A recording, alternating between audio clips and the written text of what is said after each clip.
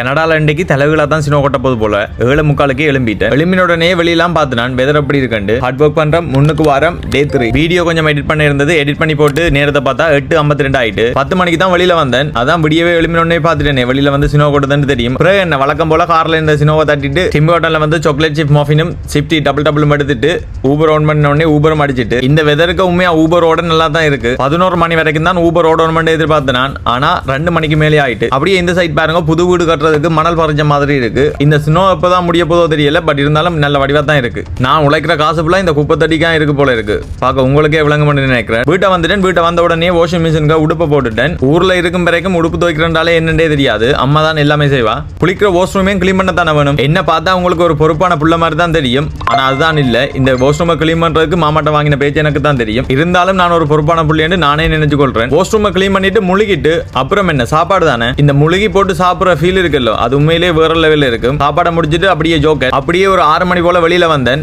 வெளியில வந்து கொஞ்ச நேரம் சினோல 2 விளையாடினேன். இந்த பேட் வெதரால எப்பவுமே கார் வந்து ஊத்தி ஆகுது. சரி ஓகே கார் வாஷ் பண்ணுவோம்னு சொல்லி பெட்ரோ கனடால போய் கார் வாஷ் பண்ணிட்டு வீட்டை வந்தாச்சு. காரை வெளியில பார்க்க வடிவா தான் இருக்கு. ஆனா உள்ளுக்கு பார்க்கவே இல்லாது. வீட்டை வந்தாலே எடிட்டிங் தானே.